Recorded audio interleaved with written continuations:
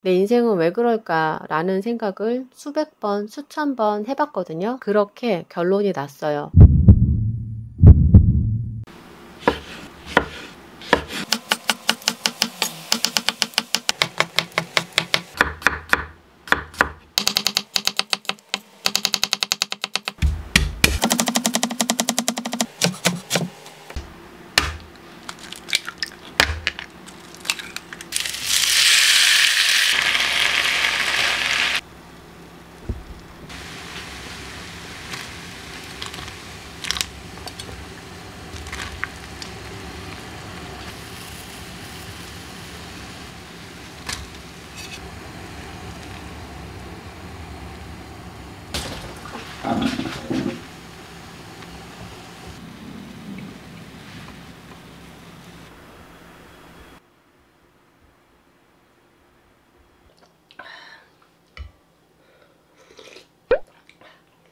인생을 살아가면서 한 번도 인생의 쓴맛을 보지 못한 사람이 있을까요? 돈이 많든 적든 나이가 많든 적든 누구에게나 힘든 상황은 인생에 한 번쯤은 찾아올 거고, 여기서 우리가 중요하게 생각해야 할 부분은 내가 극복하기 힘든 상황에 닥쳤을 때 어떻게 그 고통을 견뎌내느냐가 중요하지 않나 싶어요. 내 인생은 왜 그럴까? 나만 패배자 같고, 나만 직장에 변변찮고, 나만 잘하는 게 없는 것 같고, 남들과 비교하는 삶을 살고 있는 우리는 아무리 나 스스로 자존감이 높다고 해도 친구들이, 가족들이 누구는 집 샀대, 누구는 어느 직장에 취직했대, 어느 집 자식은 부모님 해외여행 보내드렸대 등의 자꾸만 남들과 비교하는 삶을 살게 되면서 내 인생에 대한 현타가 시기에 오죠. 그렇게 하루 이틀 시간이 지나면서 무기력증이 찾아오고 심하면 우울증까지 오게 되는 경우가 요즘 2030에 많이 나타나는 것 같아요. 자존감을 높여라, 좋아하는 것을 찾아라, 나 자신을 사랑해라 등의 비현실적인 이야기를 해주는 동기부여 영상들도 유튜브에서 꽤 많이 올라오더라고요. 물론 그 이야기를 지속적으로 듣다 보면 자존감이 올라갈 수도 있고, 나 스스로를 돌이켜보고 진짜 내가 좋아하는 것이 뭔지 찾아낼 수도 있지만 아마도 극소수일 거라고 생각해요. 내 인생은 왜 그럴까? 라는 질문에 명확한 답은 결국 남들과의 비교하는 삶에서 시작되는 거죠. 이혼녀라는 딱지를 달게 된 게 벌써 1년이라는 시간이 흘렀는데, 그 시간 동안 저 또한 인생 실패자, 패배자라는 기분이 들어서 외출을 잘 못했어요. 이혼하면서 제가 재택으로 일을 하려고 알아봤던 것도 사람들과의 만남이 두려워서 했던 선택이고요. 그러다 보니 제가 만나는 사람은 가족 아니면 친한 친구 한두 명 정도가 전부더라고요. 집에 혼자 있다 보면 잡생각들이 참 많이 나거든요. SNS로 다른 사람들의 인생을 보다 보면 정말 딱 내 인생은 왜 그럴까? 라는 생각을 많이 해요. 그런데 그런 게 있잖아요. SNS는 결국 남들에게 보여주기 식이잖아요. 저도 인스타를 하고 있거든요. 대학 동기, 사회 친구들, 그냥 인스타 팔로워 등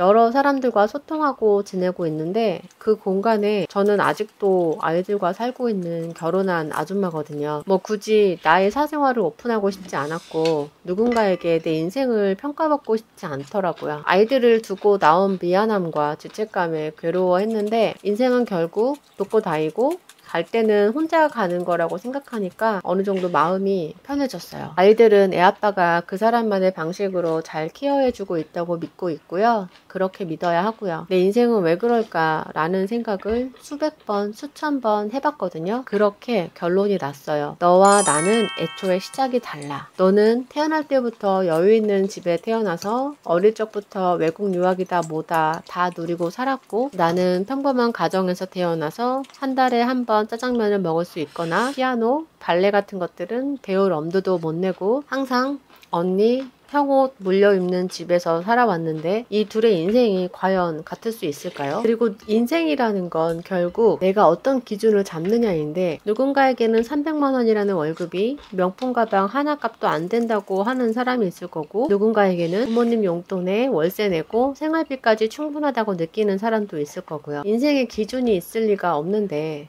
자꾸만 주위에서 인생의 기준을 잡아버리니까 내가 그 기준에 못 미치면 마치 인생 패배자 같고 인생 실패자 같다고 평가하는 것 같아요. 그리고 인생을 그렇게 비판하고 자책하는 사람들의 특징을 보면 자라오면서 그러한 언어들을 습득한 경우가 많이 있더라고요. 인생의 쓴맛은 어떠한 형태로든 나타날 수 있어요. 용돈을 모아서 100만 원을 주식에 몰빵했는데 상장 폐지되거나 또는 하한가를 쳐서 물린 상태라 본전도 못 찾아서 죽을 것 같은 인생의 쓴맛을 본 사람이 있을 거고 100만 원이 아니라 1억을 사기당해서 살아야 하나 한강을 가야 하나 생각하는 사람도 있을 거고요. 돈이 아니라도 누군가에게 배신을 당하거나 또는 가장 가까운 가족에게서 상처를 받거나 여러 가지 형태로 인생의 쓴맛을 볼 수가 있지만 그것을 극복하는 방법은 저마다 다른 것 같아요. 연예인 이상민 같은 경우는 그 많은 빚을 다 갚았다고 하잖아요. 물론 우리가 연예인 걱정을 할 필요는 없죠. 적절한 비유는 아니었던 것 같고요. 고독사 뉴스를 보거나 생활고에 시달리다 자살했다는 뉴스를 접할 때면 마음이 많이 무겁더라고요. 그들이 그렇게까지 궁지에 몰려 극단적인 선택까지 하게 된 데는 우리가 상상할 수 없을 정도의 고통을 지속적으로 받고 있었을 것 같아요. 그런데 뭐든지 시작점이 있다고 생각하거든요. 서서히 물드는 거죠. 지금 잠시 내 모습을 돌이켜 봤을 때 나의 위치는 어디인가 생각해보는 시간을 가지는 것도 좋을 것 같아요. 내가 지금 처해 있는 상황이 만족스러운지 그렇지 않다면 뭐가 문제인지 너무 멀리 와서 되돌아갈 엄두가 나지 않을 정도가 되기 전에 한 번씩 나의 현재 상황을 뒤돌아보면서 스스로를 칭찬해주며